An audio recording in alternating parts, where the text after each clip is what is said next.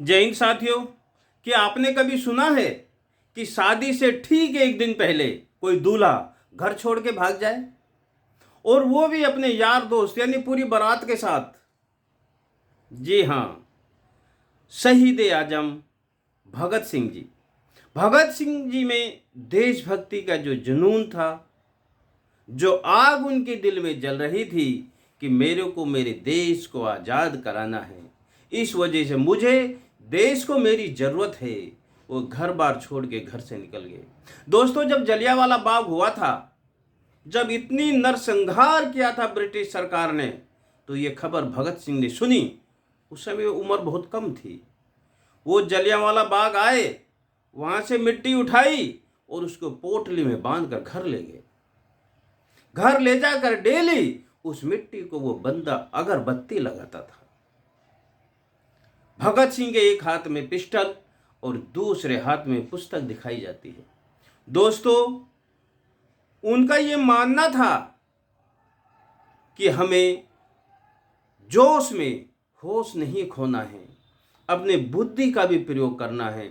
जो काम महात्मा गांधी 10 साल में नहीं कर पाए, गांव गांव घूम के वो लोगों को जगाने का काम कर रहे थे, भगत सिंह ने मात्र एक दिन में कर दिया।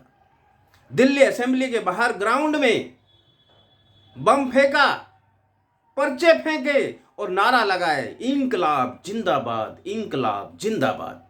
उनका मकसद किसी को मारना नहीं था।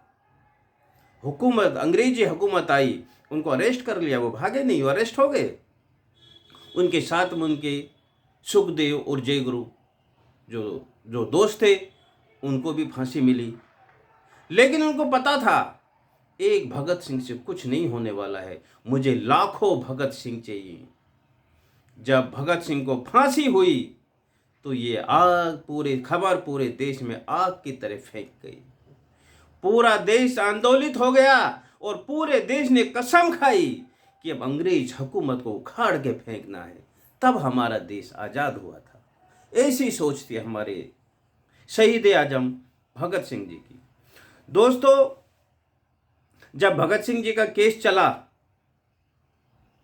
तो उनको एक वकील करना था, तो किसी वकील ने उनका केस नहीं लिया। किस वकील ने केस लिया?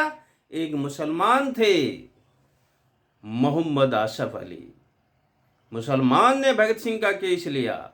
जब भगत सिंह को सजा सुनाई जा रही थी तो उस समय एक जज थे, मोहम्मद आगा हैदर। उन्होंने सजा नहीं सुनाई और अपने जज के पद से त्याग पत्र दे दिया। ऐसे हैं हमारे देश के मुसलमान, और आज उनकी देशभक्ति पर उंगली उठाई जा रही है।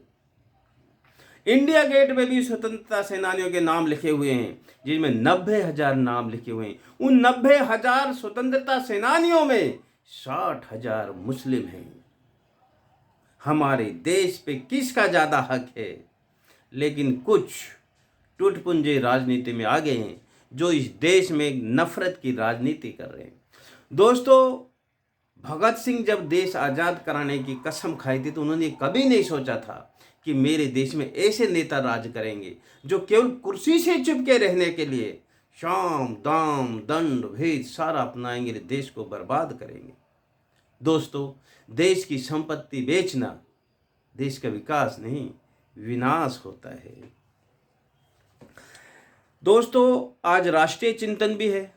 इस राष्ट्रीय चिंतन दिवस पर हम सबको सोचना है, भगत सिंह के विचारों को याद करना है, और हम क्या कर सकते हैं अपनी तरफ से अपने देश के लिए।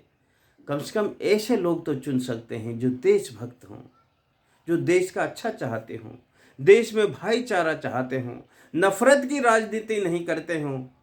आज देश का क्या हाल हो गया है, पूरे संसार में सबसे नीचे पायदान पे, भूखमरी में नीचे, पैसे की वैल्यू में नीचे, आजकल पत्रकारों मीडिया के स्टेज पे नीचे।